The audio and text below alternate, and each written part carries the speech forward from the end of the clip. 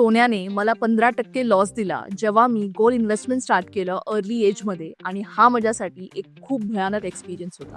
2020 मध्ये जेव्हा सोन्याने 50,000ची level cross केली, तेव्हा मी सोनं बाय करायला स्टार्ट केलं.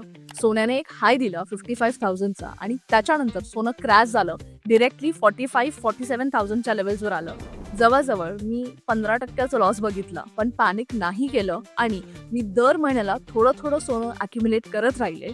आणि 4 ते 5 वर्षांमध्ये सोन्याने आज मला 110 ते 120% रिटर्न्स दिले आहेत.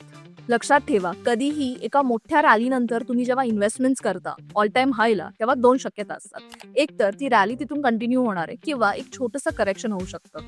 त्यामुळे पॅनिक न होता दर महिन्याला तुमची इन्व्हेस्टमेंट चालू ठेवा, जर का तुमचा गोल हा लॉंग टर्म आहे. कमी वयात जेव्हा आपण इन्व्हेस्टमेंट स्टार्ट करतो, त्याचा हा एक खूप मोठा फायदा आहे की आपण आपल्या चुकांमधून खूप शिकतो.